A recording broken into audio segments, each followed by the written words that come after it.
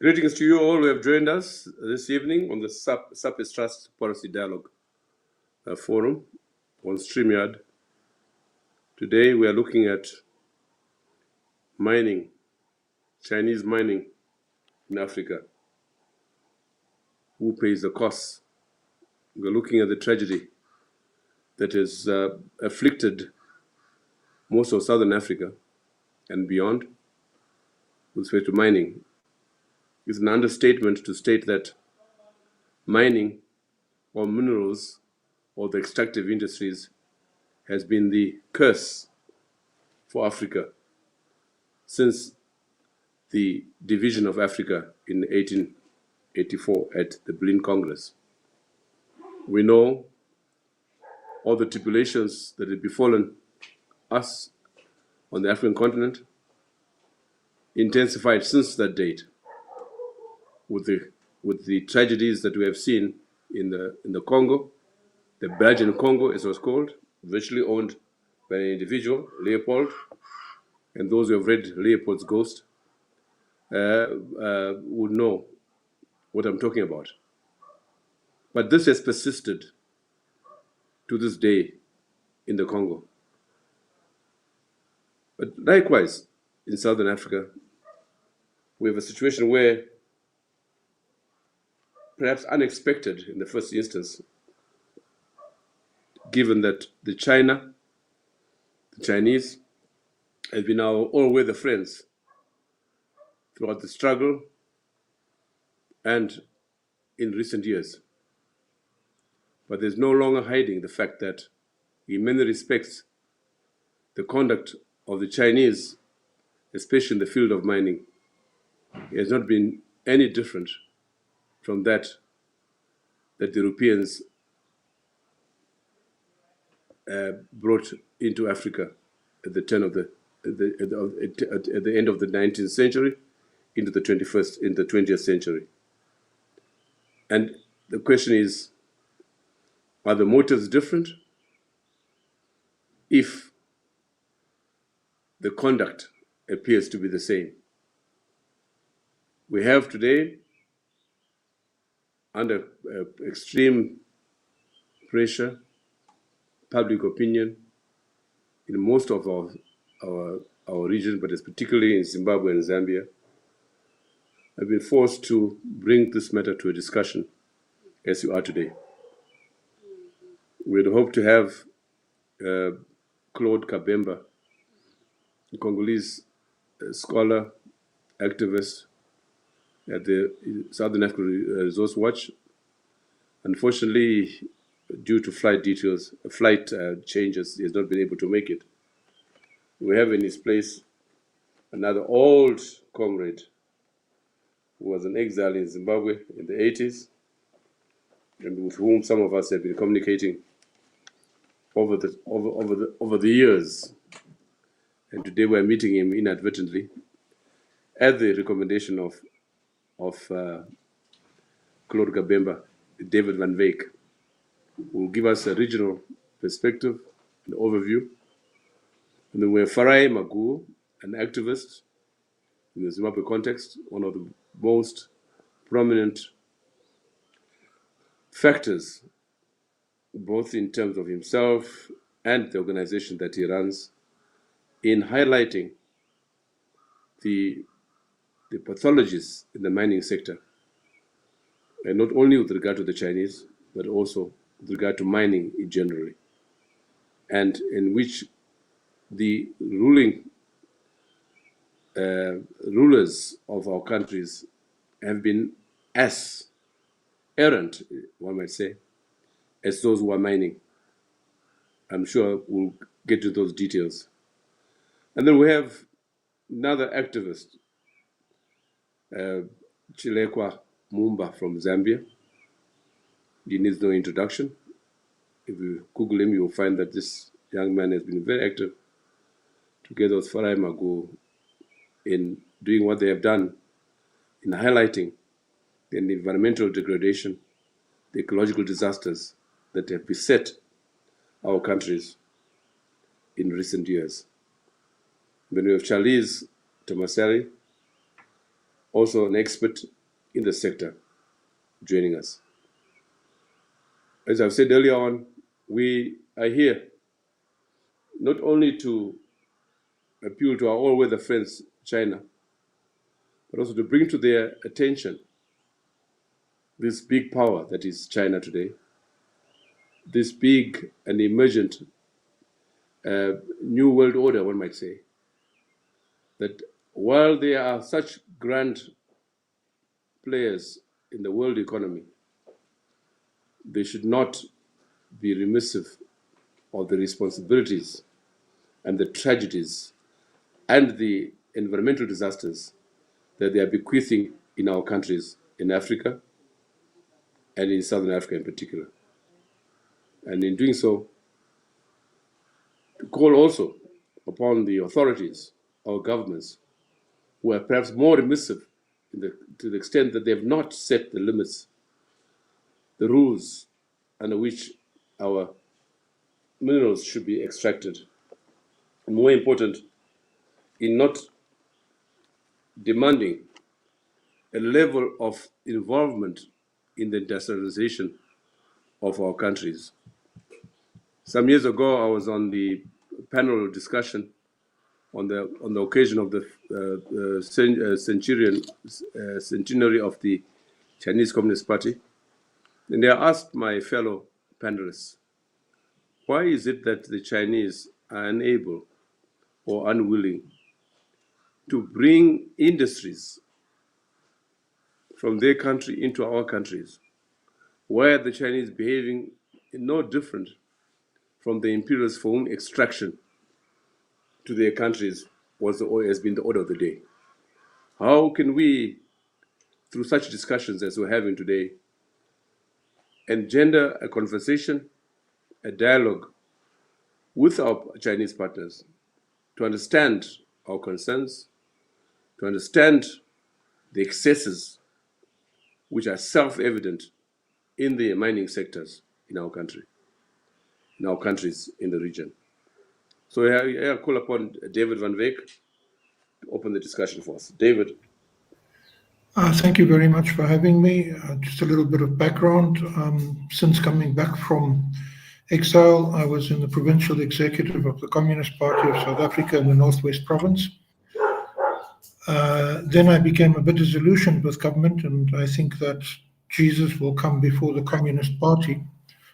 So I decided to join Benchmarks Foundation, which is part of the South African Council of Churches, even though I'm an atheist, to do research for them on mining specifically. And we've worked in Zambia, we've worked in Zimbabwe, we've worked in Botswana, Burkina Faso, Kenya, Tanzania, over the place. And over a period of 20 years, we've written 14 or 15 reports on the impact of mining, both in South Africa and beyond the borders of South Africa.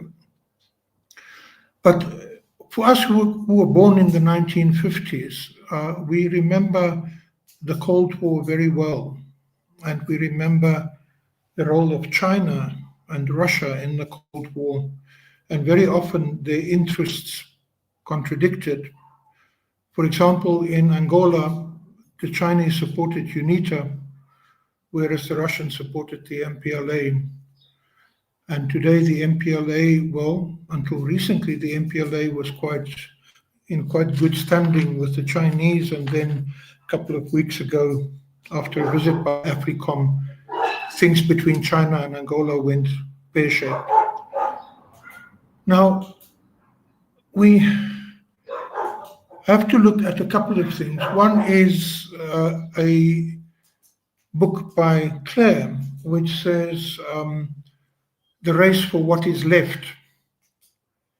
And we are in a world where we are consuming minerals much faster than well, minerals can't reproduce, minerals are not sustainable. Mining is not sustainable because minerals are not renewable. So we are reaching a point of mineral depletion in many instances, and we desperately need to change our consumption patterns. And in the 1980s, people warned that if Chinese people gave up their bicycles and everyone bought a motor car, the planet won't survive the combustion engine because it will absolutely destroy the planet if every Chinese person drives a motor car. Well, today every Chinese person is driving a motor car, no longer a bicycle, but we see that they are now driving EVs, but EVs come with their own problems because they are also based on minerals and mineral extraction. It would actually be better for all of us to use public transport and to use bicycles than for all of us to use private cars, although we are not very keen to on that idea of either public transport or bicycles. But nonetheless, there was the wish to have the Chinese market buy into the car industry globally.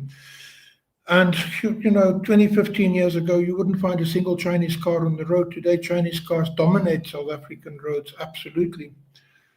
If we look at those cars, and they are busy pushing out Ford, they're busy pushing out Chevrolet, they're busy pushing out the American cars, General Motors, and so on, just like the Japanese did with Toyota. What we see is Toyota had an agreement with South Africa since about 1968 for platinum, just like General Motors had an agreement with South Africa for platinum since 1968. When new environmental laws came into place to reduce the exhaust emissions from combustion engines. But if we look at those cars, the minerals that are in them, the copper, Zambia, the iron, South Africa, we can go through the entire makeup of the car and we can find out that in actual fact, much of what makes up a car actually originates in Africa. And I remember reading little left-wing activist books in Zimbabwe where people explained how we export raw materials and import finished goods and how this is an unequal exchange and how this impacts on us negatively, and that creates a minerals curse. And we end up where we are, where we're actually basically just a supplier of raw materials, minerals, and cheap labor, which is exactly where the world wants us to be. It's where the World Bank wanted us to be. It's where the IMF wanted us to be, and where we find ourselves trapped.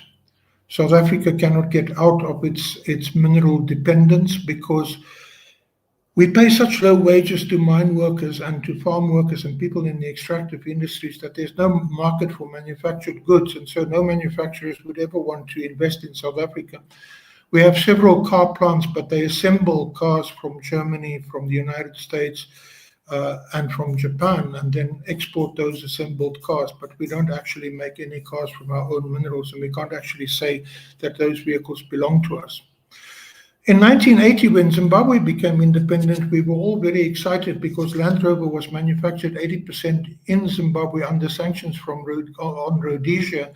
And many of us on the left thought that the Mugabe government would use the opportunity to actually take those industries like Citroën, Renault, there was Ford and so on as well, and actually allow for an indigenous motor vehicle industry, well, Land Rover as well, to emerge in Zimbabwe post-independence, given that everything was there to do so, because sanctions forced the Smith regime to find solutions to the impact of sanctions, and that could have been expanded.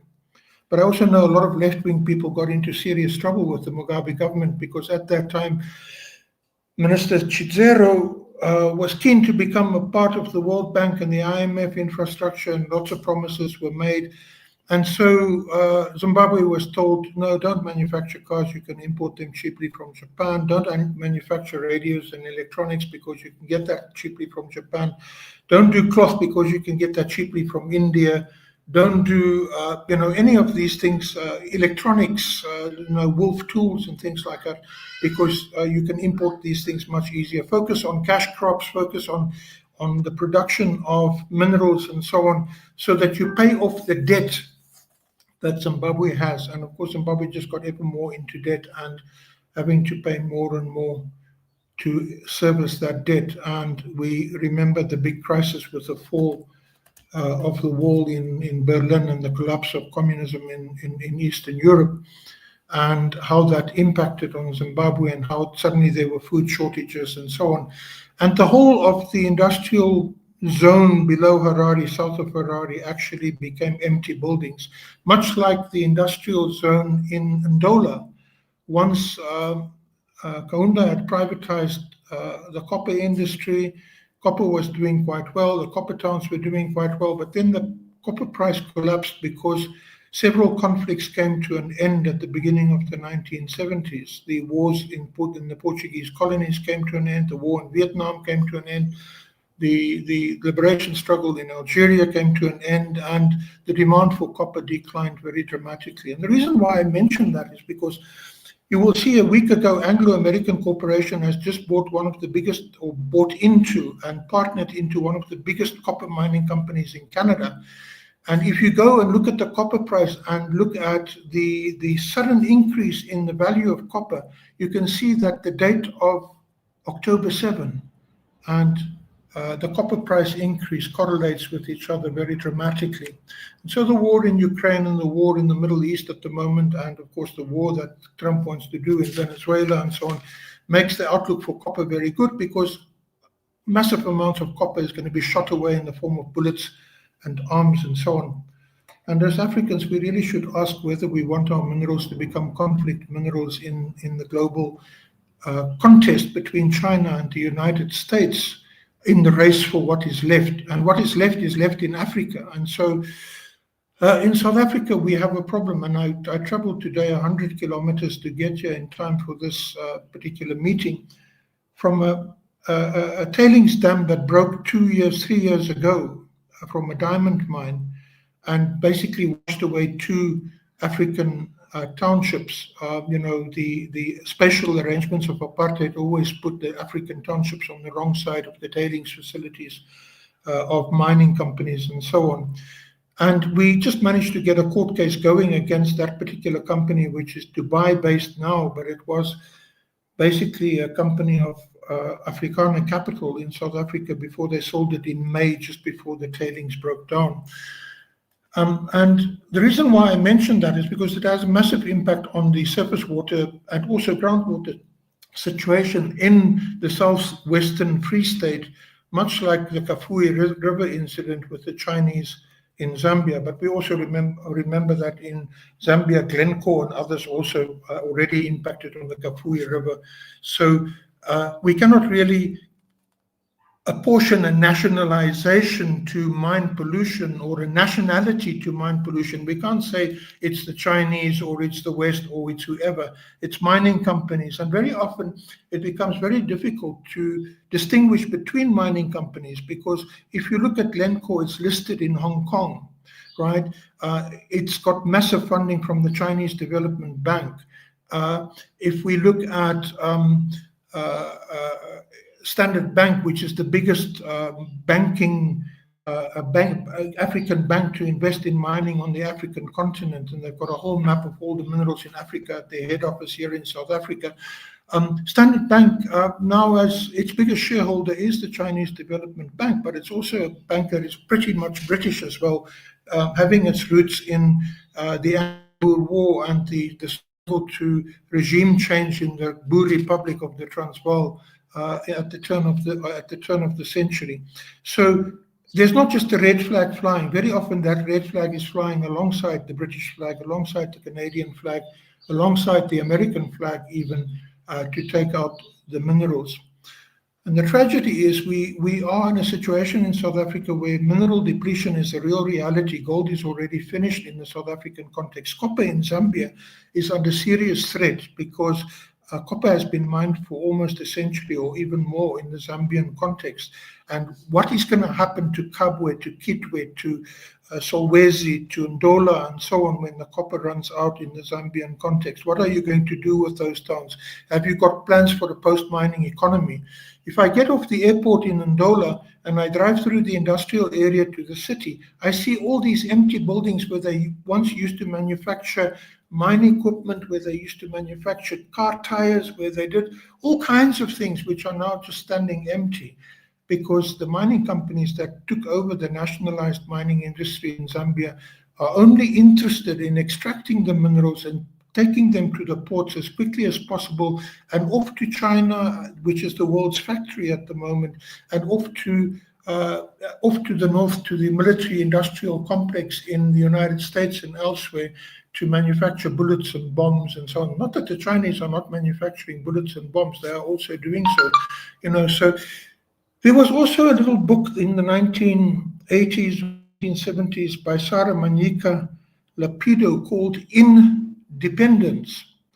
And although it was about the relationship between a man and a woman, the relationship between Africa and foreign investors is very much a relationship between a genderized relationship, as I would describe it, between Africa, who is exploited, Africa that is plundered, Africa that is abused, and the foreign investors who do extract the minerals from this continent.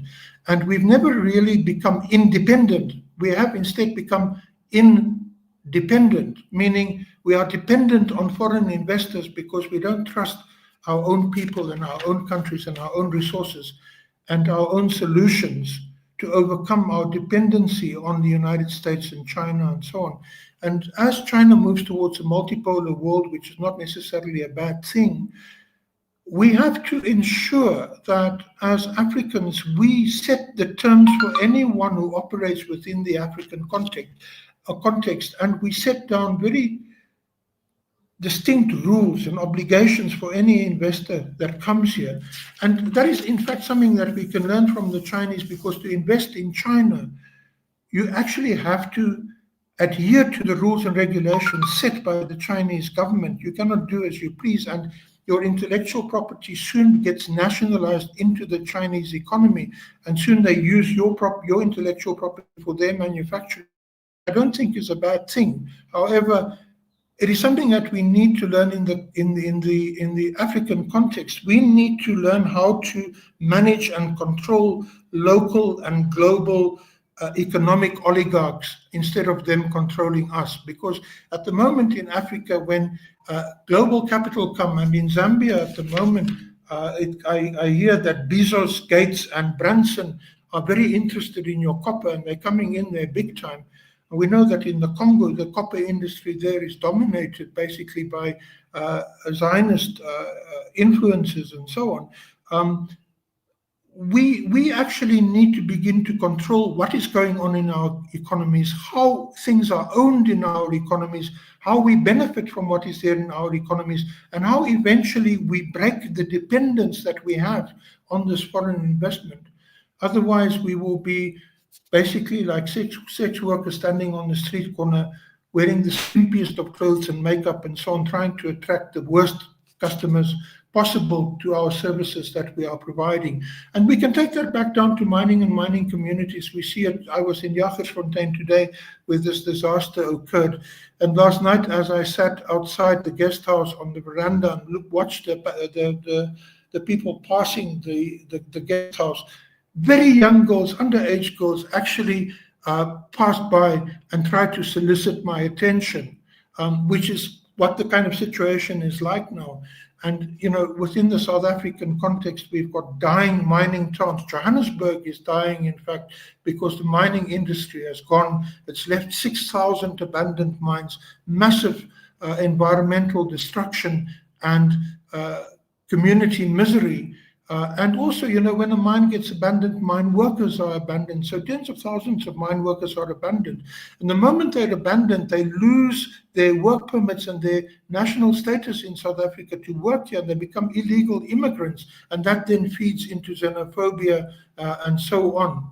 If we look at the Congo, there have been xenophobic attacks against South Africans who have operated in Katanga, in Lekasi and Kolwezi and Lubumbashi and so on historically. So it's a phenomenon which is going to occur throughout Southern Africa as mining goes into steep decline and minerals become increasingly difficult to extract.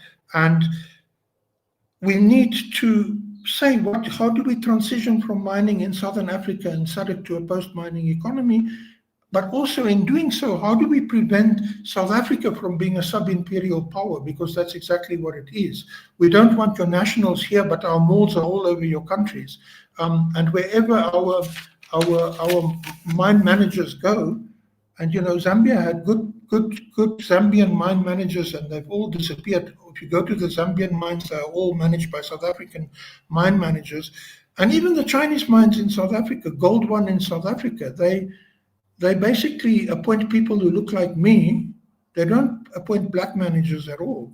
But in South Africa, they don't bring cheap labor from China, unlike Zambia. When I fly to Zambia from Harare, for example, the aeroplane is full of Chinese cheap labor that all get off the plane in Zambia, and I fly on to the Congo.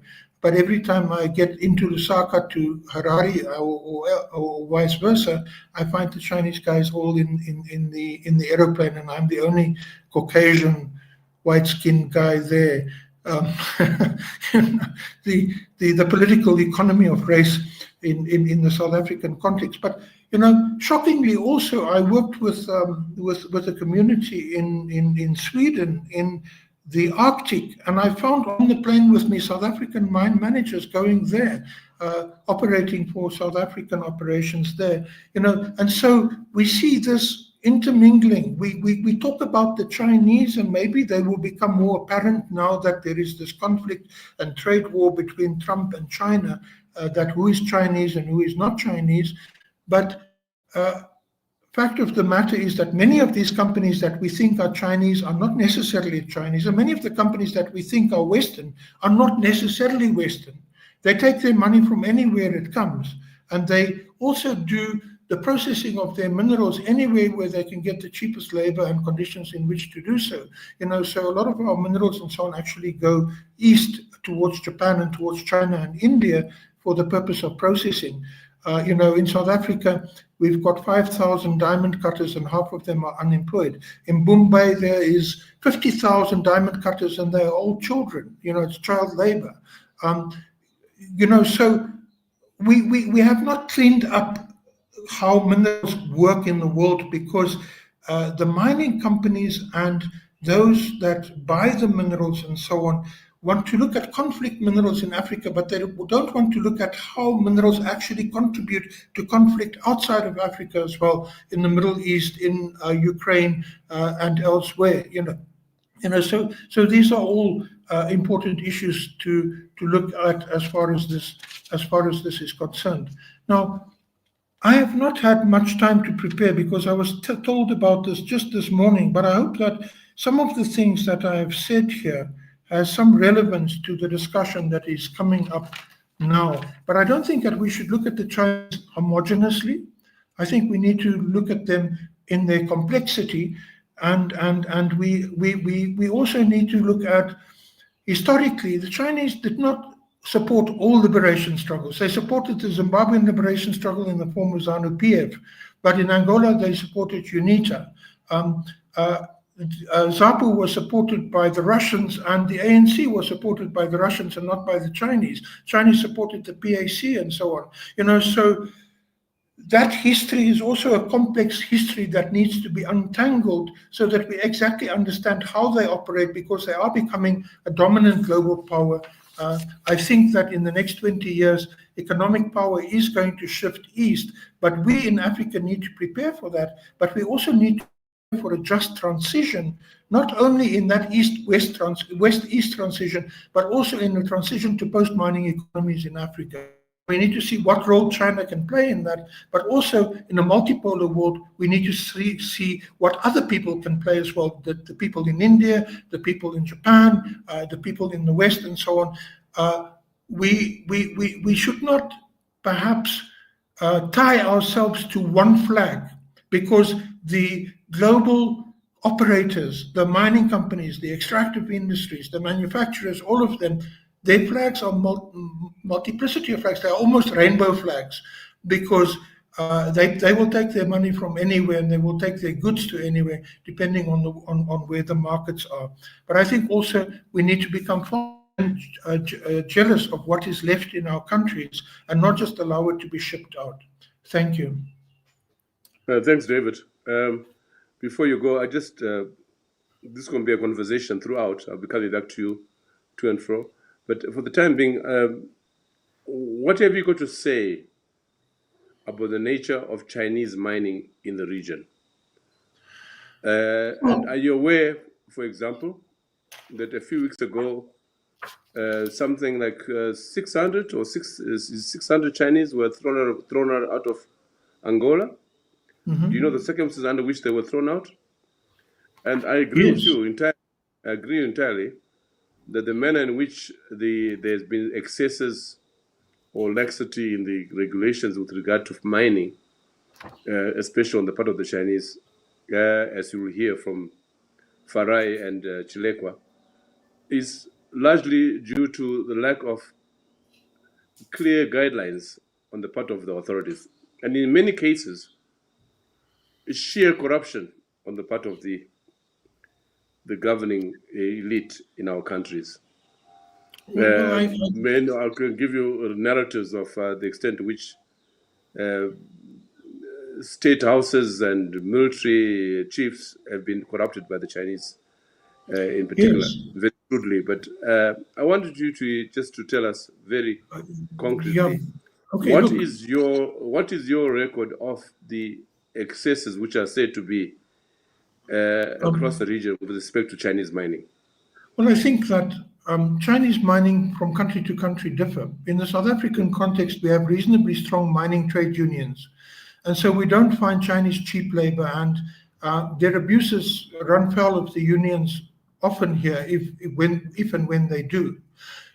Whereas I know that trade union power in Zambia and in Zimbabwe and elsewhere is very weak, and so and I visited many of the mines, including Chinese mines in Zambia. I've not visited the mines where Farai operates because they are in the southeast of Zimbabwe, and I haven't been there since the time I left Zimbabwe. But I know in the Zambian context there are lots of problems. But the problems with mining for me is this. The Chinese are bad and they are corrupt, so is everyone else. And so we have to actually clamp down on mineral extraction in Africa. We need to take control of mineral extraction in Africa. But we cannot really do so if we are divided in the small nation states that we are, that are not really economically viable as we stand. And this is why at one point I had some hope for SADC,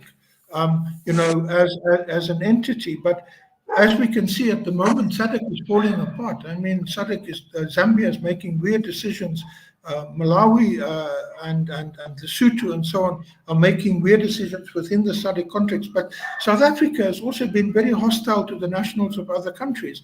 So we are dividing ourselves, and the only people who benefit from that division are in fact the Chinese and any other investors who come in, because they know we are so busy fighting one another that we won't pay attention to the issues of labor and labor exploitation in our countries.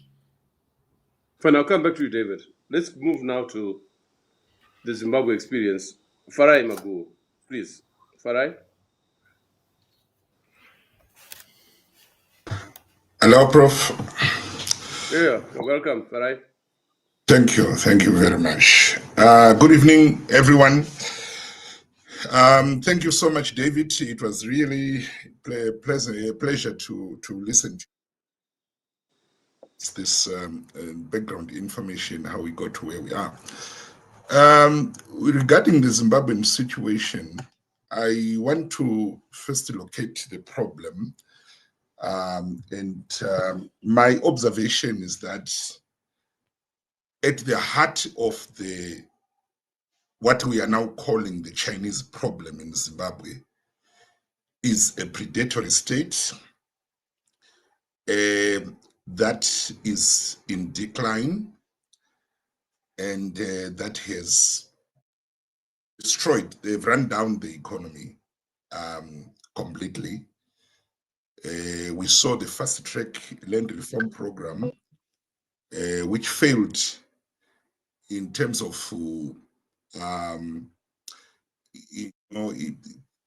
addressing the issue of food sovereignty. The country is now a big importer of food, despite now the black people owning the previously white-owned farms. We have seen also a spectacular collapse of the manufacturing sector in Zimbabwe, We have also seen a collapse of the banking sector. Right now, we really don't have even a currency of our own. So to all intents and purposes, the Zimbabwean economy is all but collapsed, or rather has been informalized.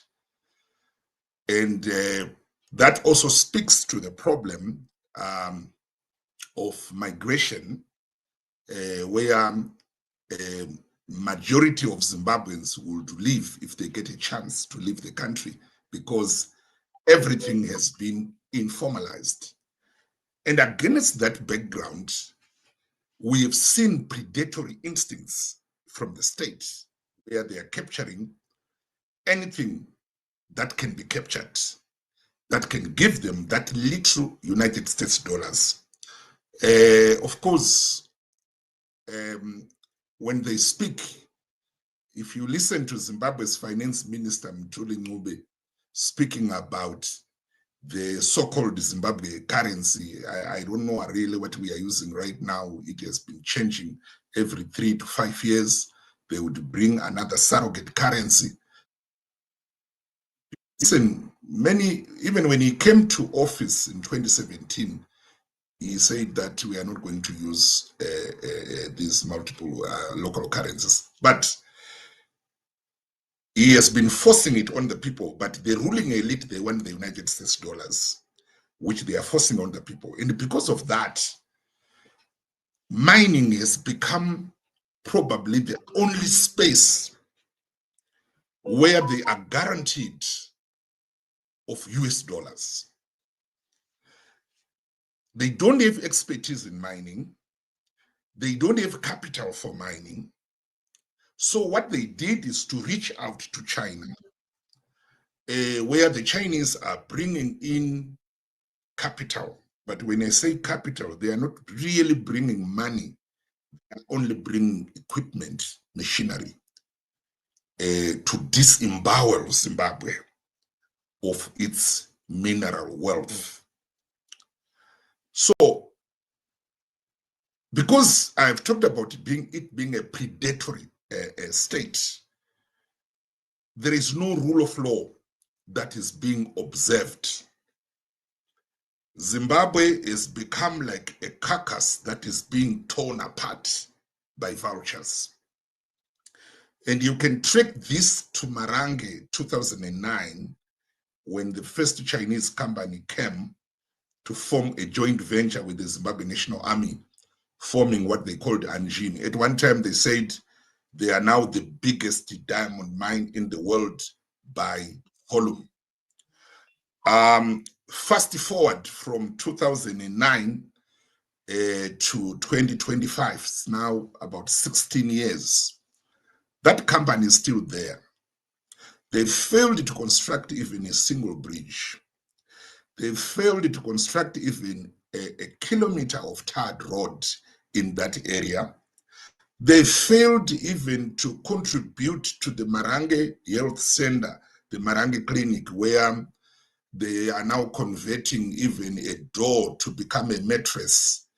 There is no investment of the diamond wealth in the well-being of the Marange people.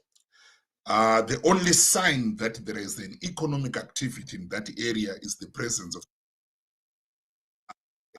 The only thing that the people of Marange will remain with after the diamonds are gone are graves of their loved ones who were killed because they were found in the diamond area, are the scars of hundreds of young people who were mauled by dogs, security dogs. It's the memories of torture, of displacement, of rape, and many other things. And that has become the model of the Chinese investments in Zimbabwe. Modeled around disempowerment of the local people, land grabbing, they take the people's land without their permission. Every day, we are receiving calls from all over Zimbabwe. I just want to read to you a message that I received, that is yesterday. I will conceal the identity. But this is Uzumba Maramba Pfungwe.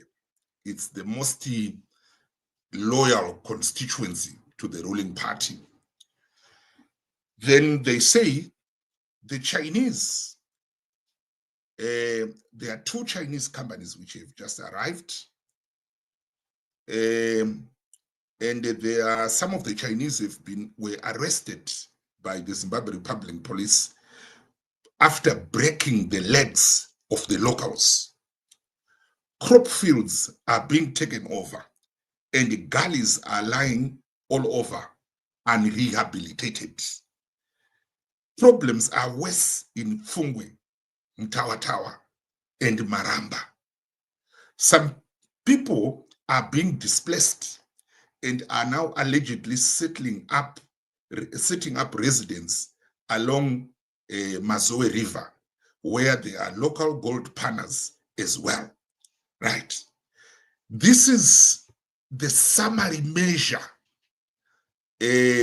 of what mining means to the Zimbabwean people, especially under the Chinese.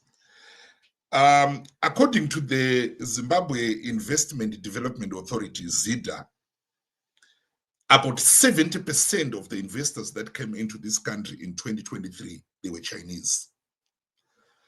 These are big companies, but majority of the so-called investors coming into this country who are not even registered with the ZIDA because they don't even have the profile of a company. Makorokoza, they are just informal diggers all over the country. They go there with the support or the backing of ruling party officials. I know that I risk being called xenophobic, and right now they are doing it with much skill. You know, whenever anyone raises the problem of human rights abuses by the Chinese, they say you are becoming xenophobic. Effects of how the Chinese are abusing the rights of the local people in our country. They are also polluting rivers. A lot of rivers in the country, in fact, most of the rivers are now muddy because the Chinese are digging along the rivers, especially for gold. In Manicaland, there is Mutare River, there is Odzi River, there is Sabi River, muddy because the Chinese are operating in those areas. We are also concerned that their model of operation is a departure from the model that was left by large-scale mining companies, which was underground mining. The Chinese are going for open-cast mining. So when they do open-cast mining, they are clearing the ground. They are clearing vegetation.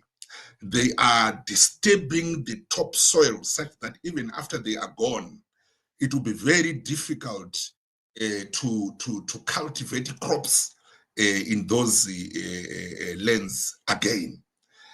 Once they start operating at a place, even if, say, they get a permit that they are going to operate from that point, the moment they arrive, you have lost it. They will continue expanding. And the Environmental Management Agency, EMA, has been rendered ineffective because of the politicization of mining in Zimbabwe. Know some EMA regional managers who were removed from their position or their post and transferred to a rural outpost because they've challenged a Chinese operation. If you go to Zvishavani, Shurugu area, there is a mountain range there called Boterekwa. I think many Zimbabweans are now familiar with what's going on there. The Chinese are all over. They are flattening hills. And so the environmental footprint of the Chinese investments is massive. There is also the issue of cultural rights violations, where they are digging up. Cemeteries are being desecrated.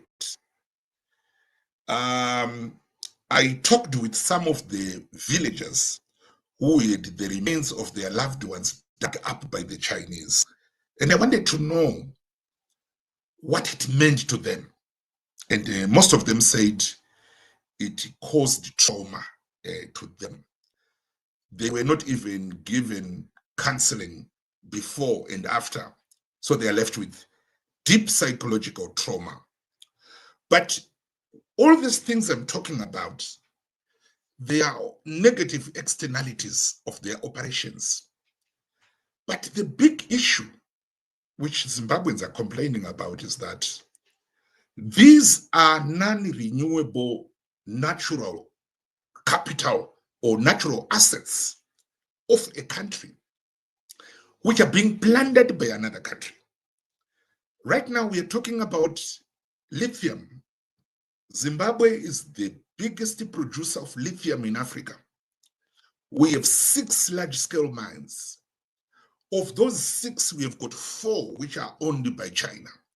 Prospect Resources in Goromonzi, Sabistar in Bohera, Sinomine in Bikita, Kamatiwi in Matabeleland North. On paper, these companies are 100% owned by China. But in practice, we have deep suspicion that we don't think our government is so stupid that they would just allow China to come and harvest our lithium and leave a little freebies and take it to China. We believe our leaders are secret shareholders in these Chinese companies. That's why when the people of Zimbabwe are complaining that what's in it for us in the investments that are taking place at the hands of the Chinese, the government has got no answer to answer as to what, which means China is promoting corruption in Zimbabwe. And that is my big concern, because I believe Zimbabwe has got a lot to learn from China. China has managed to lift its people out of poverty. China has got very tough environmental laws. No African can go and do to China what the Chinese are allowed to do in Africa. Even if there are tons of golds that are found beneath the Great Wall of China, no African can go and dig up the Great Wall of China because there are minerals beneath. They will kill you and they will burn you to ashes. You can't then say, I'm doing this because we are good friends with China. There's no friendship like that. We want a model where China can promote value addition of our minerals, create local value chains where our people can participate even in procurement of equipment and other consumables that are needed in the mining sector. It's not happening. The Chinese, they bring everything, including toothpicks. They bring them from China. When it comes to employment creation, the quality of jobs they are creating are slave jobs, whereby our people, for example, I have got a payslip. Some of you have heard about Dinson. Chris Mchangwa loves to talk about it. I think even when he's asleep, if you ask Monica, you'll be dreaming and talking about Manize. But a driver who drives for more than 600 kilometers from Wange, carrying coal to Manize, is earning $281 per month. Then you look at the Manize Steel project itself. Right now, it's in full production. they are exporting at least 60 to 80 trucks of steel billets from Manise to Beira and onward to China. We are talking about 1,800 to 2,100 tons of steel that the country every day. So it has become very extractivist. Manise can contribute to industrial. If you talk about the industrialization of China, steel played a very important role in the economic growth of China. But whilst Zimbabwe now has got an opportunity to even supply steel to other African countries, our steel is being monopolized by the Chinese, and there is nothing for the country. And finally, I want to also to comment on what I observed at SAPES, whereby they are mining lithium, and they are saying we are answering to the call of the Paris Agreement that we must move towards a low carbon development. But you go to SAPES, they have set up a thermal power station in the middle of a village. There is going to be land pollution because the coal is going to come by train. It will be offloaded at Nyazura. It will be taken by road and polluting everything. There's going to be air pollution in that particular area. They are also drawing water from Sabi River about 40 kilometers away. Both the water and the electricity they are going to generate, it's only for the mine. They are not going to share it with the community as corporate social responsibility. And I have a big problem with that approach where they are only thinking of themselves. I have not had time to talk about racism, where Zimbabweans are treated as inferior in these Chinese companies. I have pictures and a video of food where Zimbabweans are fed with food with maggots, and the Chinese have got special food for the Chinese. So I think all these things, they need to be discussed, and the government of Zimbabwe need to be engaged, but we also need to empower the Zimbabwe communities so that they can resist expropriation of their land, of their resources, of their labor.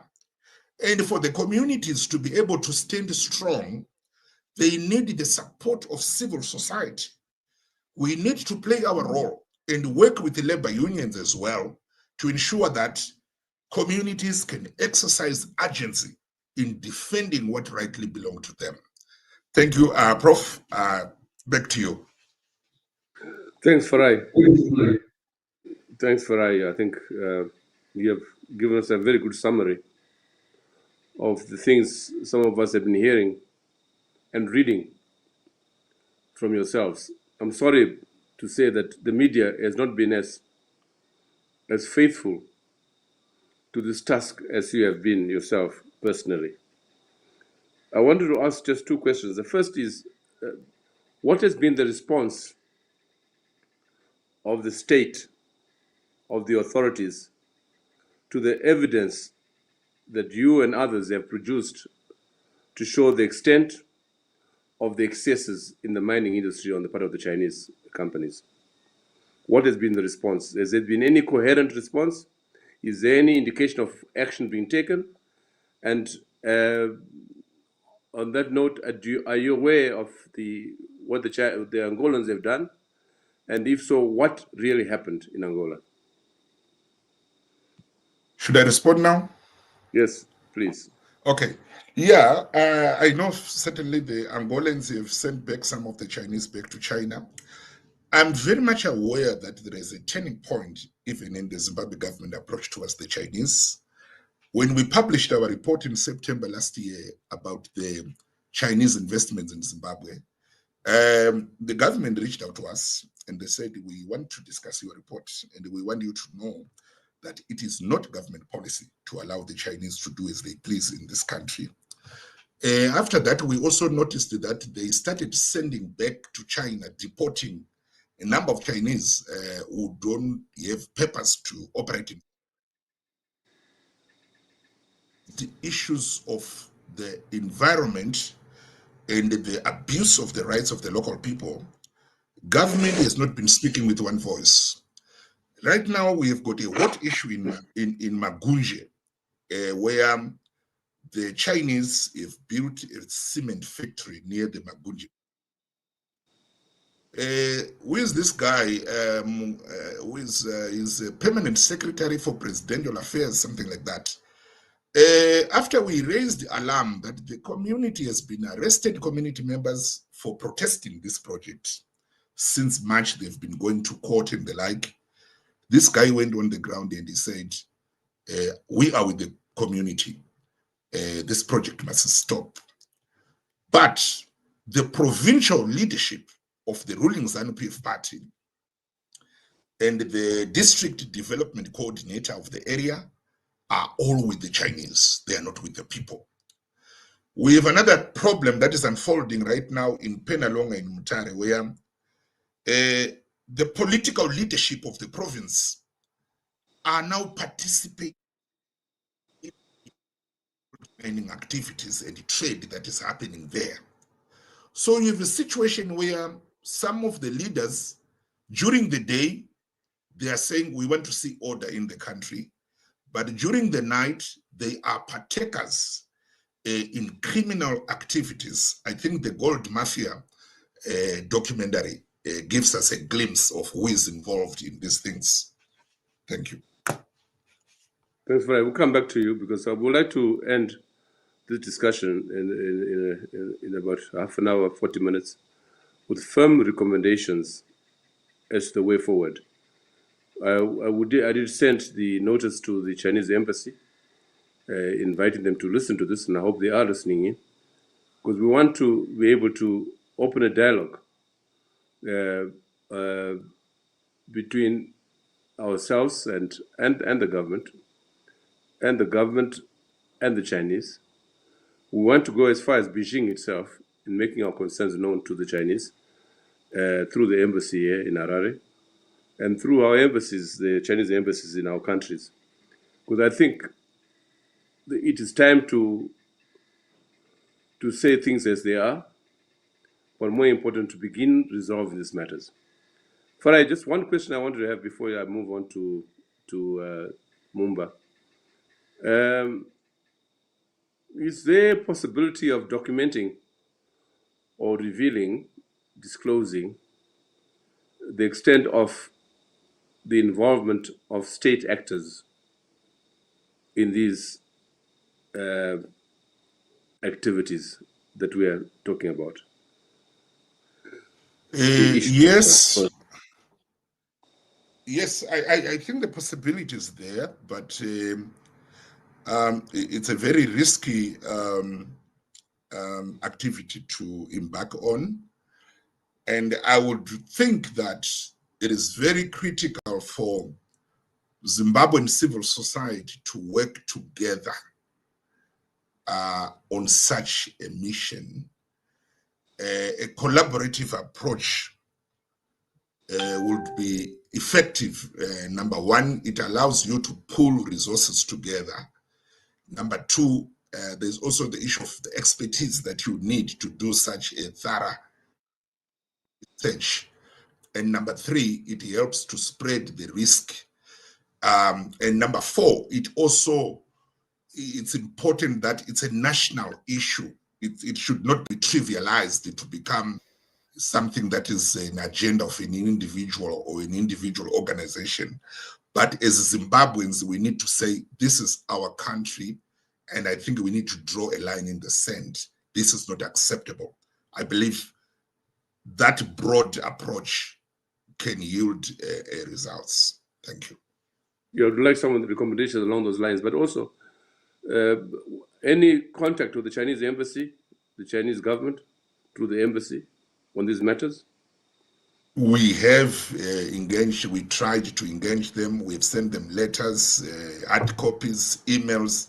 Unfortunately, we've not been lucky so far. We've not responded. They don't respond at all? No, they didn't respond. So far, nothing?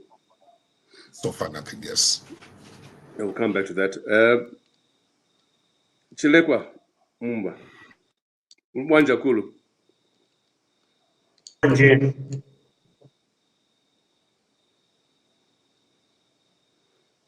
I hope I can be heard, and good evening. Mwanja Mumba. Tirichapo Bueno, Muripwanji. Welcome, welcome. Thank you. Everything's fine. The family is fine. You said there were some family issues. Are you okay? Yeah, my father had an unfortunate incident. He's got blood issues going on. So. Oh, I'm so sorry. I hope you get the medication. Yes. Oh, thank you. Yeah. Thank you for coming on board in spite of that. Thank you very much indeed. Thank you. Thank you, Professor. I'll delve right into it. I hope everybody can hear me fine. We hear you very clearly. Thank you. All right. Thank you, Farai, and thank you, David, for that insight which has been given, especially the historical context, which was pretty educative, even to myself. I'll be speaking rather narrowly on particularly the Chinese and their conduct when it comes to mining activities in Zambia. One of the most important things you should know is that Zambia has very good, if not excellent, environmental laws which we have put in place. However, the Chinese seem to be operating from a different set of laws because they're very flagrant in the way they disregard these laws. I think we've been making headlines as a country for being almost puppets of the Chinese and letting them get away with a lot of environmental degradation and disregard for mining regulations which we have in place as a country.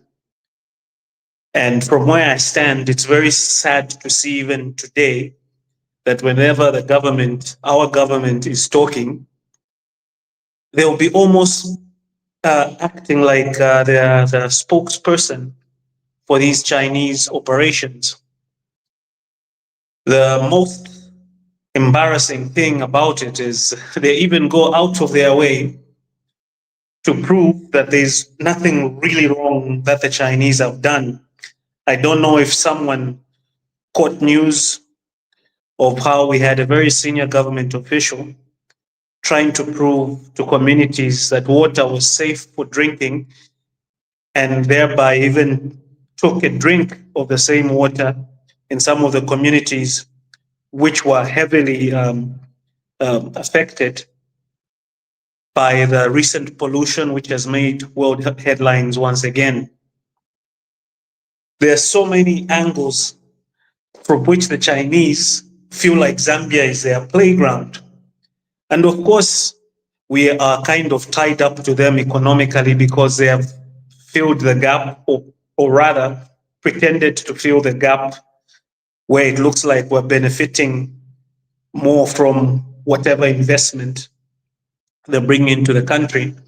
But I think everything is almost the same when we look at Zimbabwe, our sister country, that the industry here in Zambia, in as far as mining copper is concerned, they're basically just taking it out, not adding value to auxiliary or peripheral industries which can be birthed from the copper industry. The Chinese instead just completely take out the copper without adding value to it. And even as they operate, they do so without following regulations. As I've said, there are so many examples which I could come up with where you have them operating smelters, even in residential areas, and they just don't care. The way they treat the communities, the way they work it seems they've got a license to do anything as long as they take the copper out, which is very sad to see. And it's also interesting if you look at the tax regime, which has happened. Our Minister of Finance went out of his way again to defend it, where the concentrates from Zambia have been moving out without any tax obligations. And the reason was we do not have enough smelting capacity. But then, if we're serious about what we're doing, why haven't we put deliberate policy to ensure that we have proper smelting capacity? There is good technology now which can be properly fixed in 6 months to a year. You can have a smelter because of the technology which we have. And yet the government, again, seems to be doing things in the interests of China rather than our people.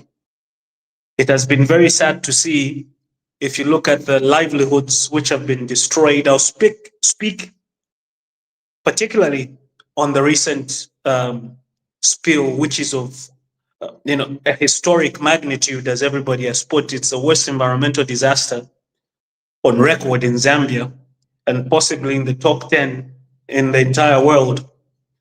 I think some have even likened it to Chernobyl in terms of the consequence it has on the health of our people. And now, if you follow that case very well, which I'm doing, so far, the Chinese, despite the magnitude of the damage they have caused to those communities, to the aquaculture, the agricultural industry of those people, on which those communities were very dependent on, you cannot believe that they've openly committed a paltry $800,000 at today's rate. It's about $800,000, which they are saying will be compensation for our communities. Now, if we draw some comparisons where such pollution occurs, even in the Western countries, we should be talking about billions of dollars in compensation. And yet somehow they feel very free to stand alongside even government people, to seem as if there's something going on, and yet it's all a charade, it's all a show. And if you look into the details, we're getting worse than a raw deal, as it were. And another point I wanted to touch on, I think I'm very happy with what David had said earlier about what has happened to the industrial hubs in Zambia.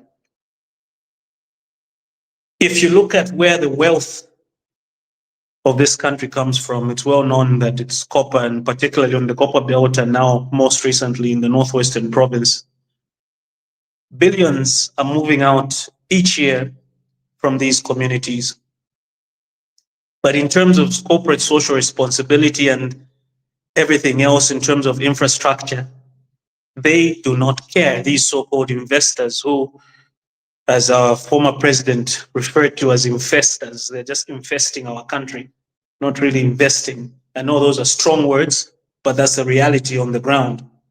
Because there is no way that the communities which are around these mining operations live in total squalor. They do not have anything in terms of proper hospitals, and these are things which need to be put in place as all these operations are going on. We all know that there are serious effects environmentally in the communities, which even affect people's health. But you find that around mining areas, people have to move maybe 50 kilometers in certain areas to access proper healthcare. So this type of investment with the Chinese is bringing does not make any sense in any way, shape, or form, because it ultimately does damage to our people and communities, and they benefit economically more than us. Our leaders are very good at paying lip service to some of these issues. They'll announce big money. They'll say maybe there's $1 billion invested, but if you see the trickle-down effects to our country, they're neither here nor there. And if you look at the taxation regime as well, it's something which really needs to be looked at or revised time and time again, in line with the way copper prices are moving. I think that would be my contribution for now. I'm very conscious of time. We have enough time, Chilekwa, but I wanted to just ask one question, and also just to alert you that we'll be asking for the recommendations at the end on the way forward. We don't want this to end up in just a discussion that we're having. We're a policy dialogue, and we want to be able to make a difference, especially for people like yourselves. You and Farai have been working at the you are on the cutting edge of this nonsense. What can be done to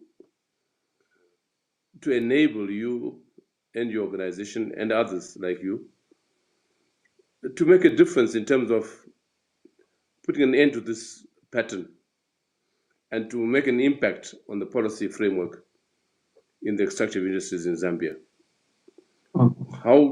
What kind of support would you like? Well, first of all, that's a very good question. And, we've been quite vocal about these issues for a while. We've talked about them in Zambia, at least the media is not as gagged. The biggest support which is needed would actually have to come from the corridors of power itself, being government. I think our leaders, our political leaders who are holding the balance of power right now need to give us a more open door policy. And one way of doing that is working with civil society groups as well as partners in development, that includes other governments, to pressurize our leaders to listen more to us and implement the recommendations which we have. Yes. Have you been in touch with people like Claude Kabemba and his organization, the Southern Africa Regional Resource Watch?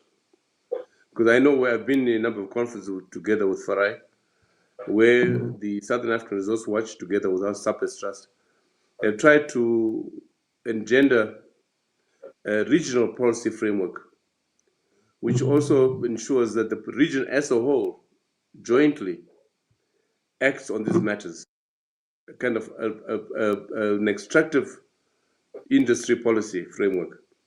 Have you worked towards that in any regard? Yes, I have contributed. I do believe I've even met Mr. Kabemba, I think 2 years ago or a year ago at a certain conference. And we have networked. However, I believe that something more needs to be done. As Farai had said, we need to move together as a unit. I think that will be the best way to pressurize our governments on behalf of our people. Yes, I think as we end the program in a few minutes, we'd like you to come up with some very firm proposals towards that, something that all of us can do a follow-up upon. Charlize, I call you now. Charlize, last but not least, can you put things together for us, Charlize? What has been said so far, and in addition to what you have to say to us today? So a bit of background about me. My work is Pan-African. I go all over Africa doing advocacy work and research work with energy-affected communities. And so it's not just critical minerals, but also more broadly fossil fuel and production as well. So power stations, renewable energy power stations, and critical minerals. And the first thing I'd like to bring note to is an issue of the just transition, which Farai spoke about earlier. A big move within the lithium space and the critical mineral space is to justify moving to renewable energy. And internationally and globally, there's a big push to talk about this just transition as though we are moving towards renewable energy. And that's not true. There is no energy transition. There is simply an energy expansion. Because as we grow energy, renewable energy, and there's definitely an uptake in renewable energy, there's also an expansion into fossil fuel extraction and production. What else is new is that China is playing more and more of a role in energy production and extractivism in Africa. But again, it's not a transition from Western to Chinese operations. It is an expansion in both regards. There is an expansion of Western financing and mining corporations, but there's also an expansion of Chinese financing and Chinese corporations. And as David said earlier, it can be quite tricky to separate the two. Who is from a Chinese background, who is from a Western background, because there's so many partnerships and interlinking processes. The mining company might be from Australia, but it might be backed by Chinese finance. The Chinese company that mining might be backed by Glencore Finance, and that Glencore Finance is coming from all over the world, including South Africa. I'm currently sitting in Kuruman in South Africa's Northern Cape, where I'm doing work with manganese-affected communities. And all of the manganese mines around me have multiple finances, including Chinese finance, but also including South African finance. And the impacts felt across the continent, no matter what country it is in, and no matter who the financer is and who the operator is, the human rights impacts are vast. Extractivism is a problematic process. It is based within a capitalist enterprise of making as much profit as possible, which means that we need to exploit people for that profit. Whether you're in South Africa or Angola or Tanzania or Mauritania or Cameroon, human rights violations are happening within energy extractivism. The difference between Western and Chinese finance is often in the accountability processes. It can be very challenging to track who is financing an operation when it is backed with Chinese finances. And this is because public-private partnerships exist primarily in China. So it might be a private corporation that is doing the financing, but that corporation is actually being funded by the Chinese government. And so the process of trying to see where the money is coming from can be very complicated. And in addition, as David said, Chinese finance is also going into other nations' financing processes. So Standard Bank is not only getting money from South Africa and from Africa, it's getting money from all over the world. So is Glencore, so is Vedanta. It becomes very complicated. And just because a company is headquartered in a particular country or the mining operation right is held in a certain country, it doesn't mean that the whole process is coming from that one particular place. So it's very complex and very complicated. But there are processes to try and follow the money and follow due diligence process. We need to start with ownership mapping and public registers, publicly exposing the banks that are financing these projects, the insurers and the buyers that are tied to harmful mine, creates pressure points. Tools can be company registers, investigative collaborators. There are many civil society organizations who primarily do financial research, and they're very willing to collaborate with other organizations. One such is Follow the Money, which has compiled a compilation of Chinese standards. So for any human rights violations around Chinese standards, Follow the Money has got resources on how to track that financing process. We also need to take record of the human rights violations, because once you have records of the human rights violations, it is more feasible to do advocacy work on those violations. If you can compile them and take them to the financiers and show them to the financiers, but also show them to your national government, to regional governments, and then also to other civil society networks to create international pressure, it is possible to see results. And although the results may feel small and may feel limited, there are results in this space.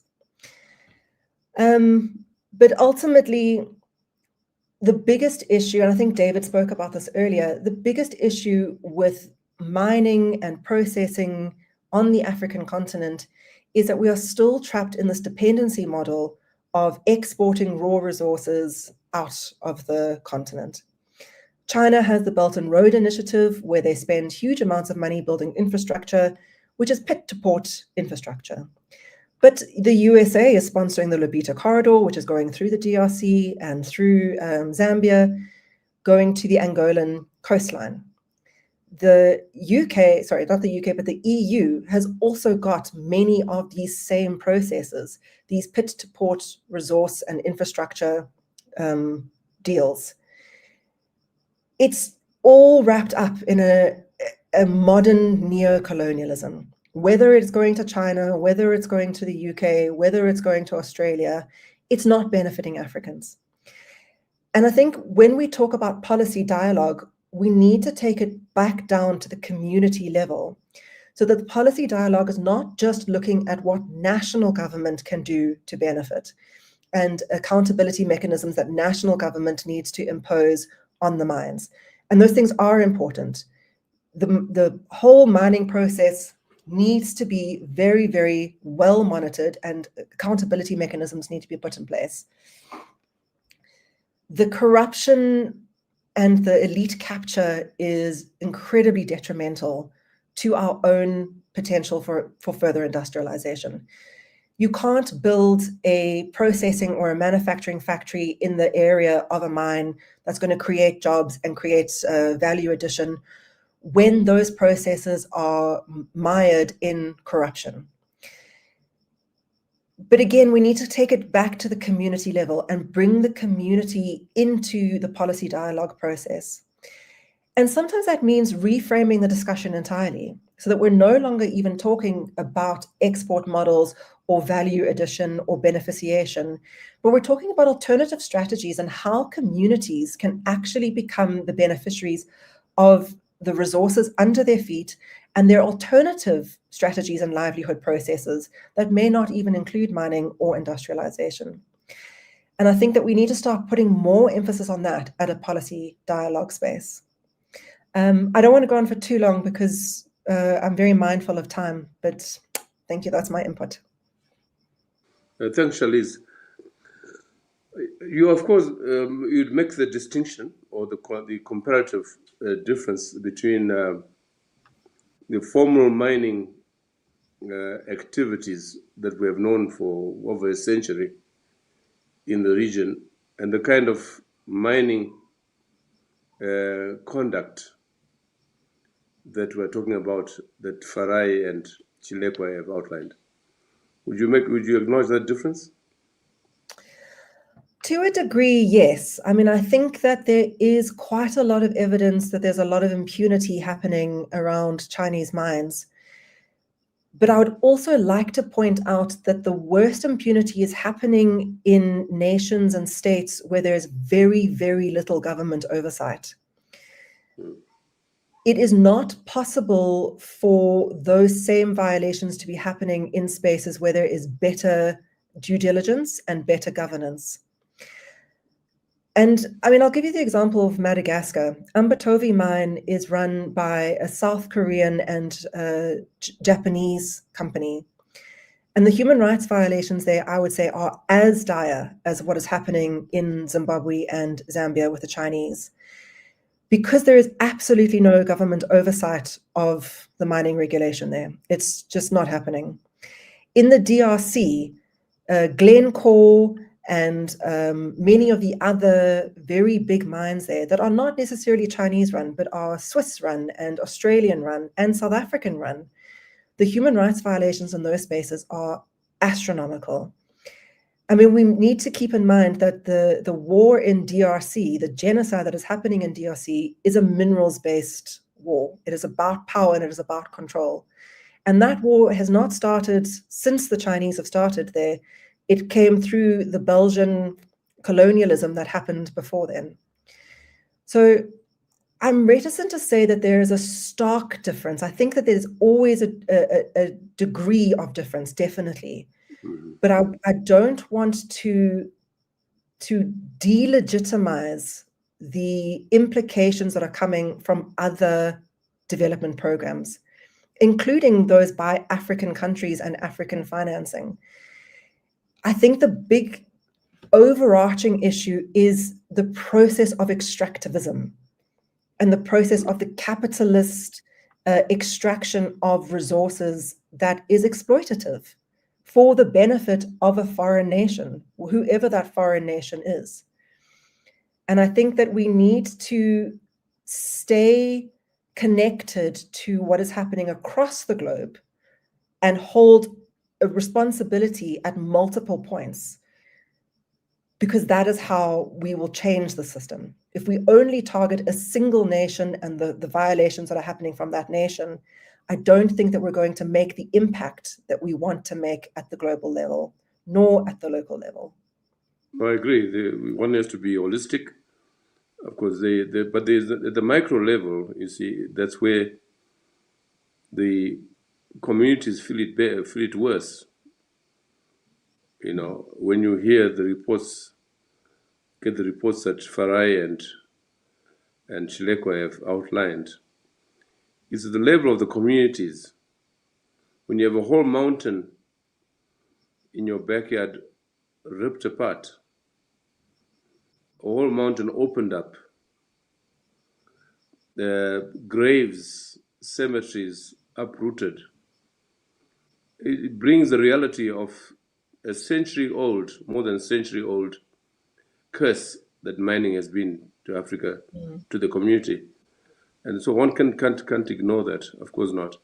But I agree with you that we need a more holistic approach. And we've been talking about this for too long. And just wonder, through people like yourselves on this platform, and also people like Claude Kabema, how can we get down to instituting some kind of lobby policy framework which brings some kind of order to this extractive industries that we are clearly a curse. I would really, if I had a choice, tomorrow ban mining for a while in Africa. It had been little or no benefit to most of our people. Certainly for countries like the Congo, there's not little or nothing. And even everything that we can talk about in terms of the adversaries, the adverse conditions, economic and otherwise, it's hard to isolate or exonerate the extractive industry. So how shall we proceed? It's a question I'm putting to you, all three of you. How shall we proceed hereafter to begin making a difference, to begin going beyond talking as we've been, and to begin impacting on a broader policy framework, but also, as has been indicated by Farai and Mumba, how to begin assisting these communities who are feeling it worst on the ground. How can we start?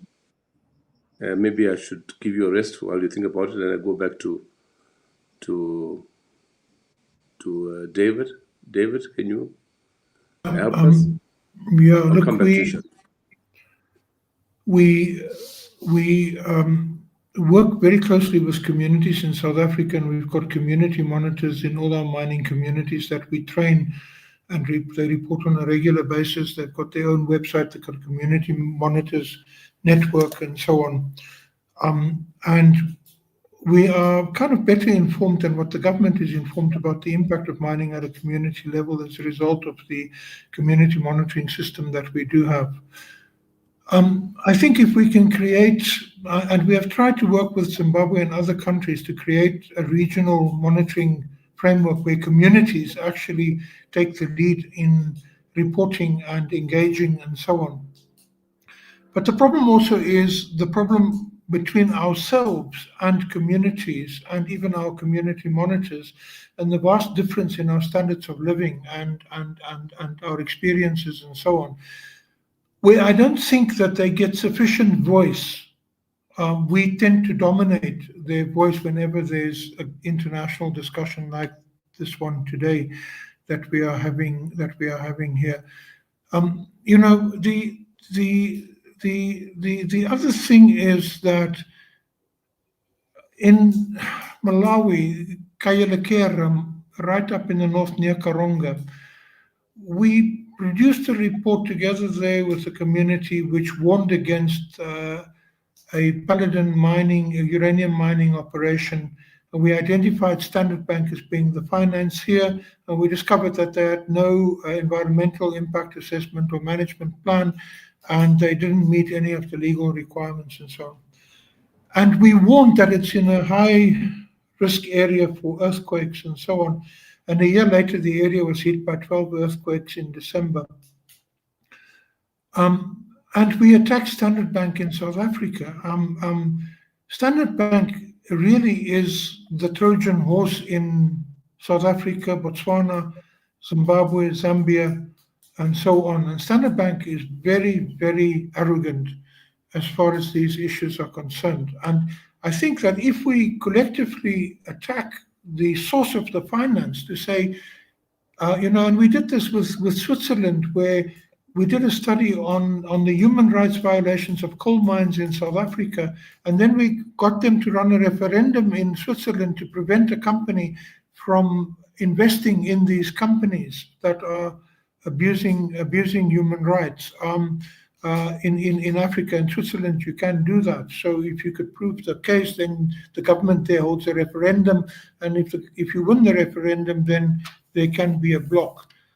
As far as communities are also concerned, I worked with the community of Cajamarca in Colombia, and there the community worked towards a referendum in the community against Anglo Gold Ashanti, and they actually stopped the mine because 95% of the people said no to the mine. And of course, the referendum went to the president, and the president said, oh, it's not valid. And so then the community contested the local elections and won them. Eventually, they won the provincial elections as well. And as we know at the moment, there's a left-wing government in Colombia. The collective power of communities is what we need to try and mobilize. But once they are isolated, as they are in southeastern Zimbabwe and Manicaland and so on, and they don't have any global backing from civil society and so on, it's very easy to crush them because they are far away and there's no flow of information, constant flow of information out of them into the global domain and into the global narrative. And also we must be careful that the global narrative that we do put out there does not become part of a new Cold War narrative, but a narrative that says Africa before all else. Yeah, no, I agree. But I mean, have you been in touch, your foundation, this amazing work that you've just made reference to? It's the first time I hear of it. Have you been able to coordinate with people like Farai and Kabemba and Mumba? We have spoken, with Farai and people in Zimbabwe and so on, and they seem to be quite competent as organizers, Farai and the environmental network people and so on in Zimbabwe, the people who we have engaged with there. I've been to mines in Shishobane and elsewhere to look at what is going on there, and so I know Zimbabwe well also from my past history. Yes, we have spoken, and we do speak at the alternative mining indabas every year and so on. The problem for me is just that our organizations in South Africa, and it being associated with the Council of Churches, there's a semi-religious attitude towards it, and I don't think that is going to take us very far. We shouldn't be praying and things like that. We should be doing. We should be getting off our knees and opening our eyes and doing things rather than being on our knees and praying over these things. We all know the problems now. We've done 20 years of research on the problems. We've published 15 reports, and we decided we need to get communities to become active. And we need to get communities to engage with power. And we've run workshops in Zambia, in Solwezi and so on, for communities there against First Quantum Mine, for example, and how the traditional authorities, even workshops for traditional authorities in Lusaka, on how they could actually activate their communities. But you see, the power of money as compared to the power of our voices is another story, because the mining company just flashes some money and the traditional authority falls over. Yeah. No, thanks, David. Thank you very much. And also it's good to see you again after so many years. And I hope that this forum would be the basis of the renewing our relationship, and together with people like Kabemba, who recommended you, we can do some work after this. Farai, what's your recommendation hereafter? Thank you, Prof. Yeah, it was nice listening to David. I would say the starting point to me is consciousness. It is very important to have people who understand the global architecture of capitalism, its exploitative nature, its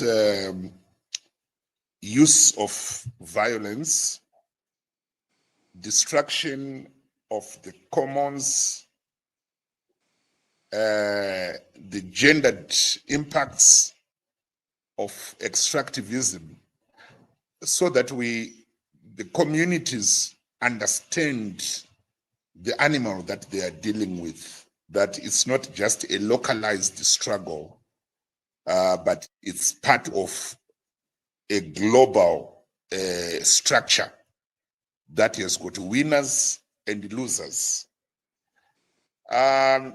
Once that consciousness has been established, where people understand the animal they are dealing with and foresee the end result, that they will only be left with open pits and scars on their bodies, they will be ready for action.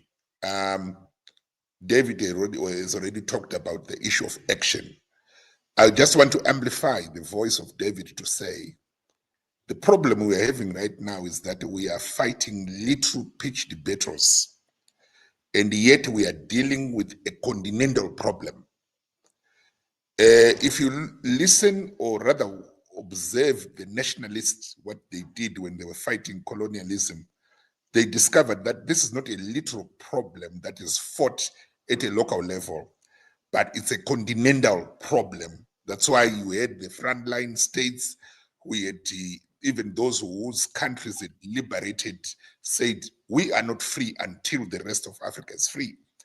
So we need to reach out and have a regional action plan to take on extractivism head on and influence the powers that be, because it is very clear that our governments are captured. Our leaders are now leading the race to be billionaires. They are in the rent-seeking behavior where they are seeing these exploiters as their secret business partners. So unless there is a radical shift on the part of the populace, I don't see these leaders changing or transforming their approach towards extractivism, something which is benefiting them, their political parties, their families, and their cartels. Therefore, I want a cross-border approach where we start to speak to each other and ensure that we've got one movement that join us all. Thank you. Thanks, Farai. Yeah, after this meeting, maybe next week, we should meet and begin discussing way forward. I've already alerted Claude about this. But again, as usual, Farai, thanks very much for your contribution. Let's move now to Chilekwa Mumba. Your recommendation way forward. I'm sure you support what has been said by David and Farai, but how can we concretely move forward? Farai has given the example of African nationalism. The difference, of course, now is that our African nationalists have become comprador class. They're the byproducts of this extractive industries that we're talking about. They are the people who have never produced except the commissions, the 10% that they've been getting. and we have leaders who are part of the comparative class now, running our countries. Mumba, Apongos. Thank you once again, Professor. I think in terms of strategy, it's a very good idea that ourselves, civil society, has an aggressive approach with the objective of educating communities on their rights and duties. I think most of our communities, being indigent communities, they are not able to express themselves out of fear of the same authorities who are supposed to be looking after them. And I think it would be a great idea to have a drive within those communities, holding workshops and making them aware of their rights and duties, so that they do know that the power lies with them rather than the authorities. Because all of these authorities depend on political power, which is derived from ordinary people. So if we are able to galvanize that power by, deliberately and aggressively having an approach where we definitely make them aware of their rights and duties on these issues, on these mining issues, I think it would be a good starting point. Zikomo Mumba, thank you very much. It's really great to have made your contact with you, and I hope we can continue working together, and especially on this subject. I think we're in familiar company here on this platform. We'll take it from here. Zikomo. Right. Thank you, Ms. Cole. Charlize, can you put it together for us in terms of the way forward? I agree with the previous speakers. I think that there's a complete and utter sense of hopelessness amongst communities. I've spent today sitting with 15 youth between the ages of 18 and 23 and talking to them about their aspirations for the future. They don't even have the ability to conceptualize potential because they feel so helpless. They feel like there is just no option for them. And revolution is not going to happen at the political level. Revolution happens because the grassroots movements, the communities rise up and topple the government. The government is not going to save us. But communities also need to be aware that no one is going to come to them to get them out of this hole. They need to start activating and building solidarity to move forward. And I think that the idea of going and doing political workshops with the communities, teaching communities about their rights is vitally important.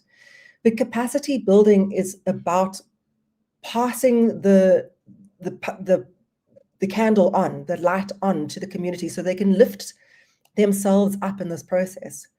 We need a multi-pronged approach. We need the communities to rise up and politicize themselves.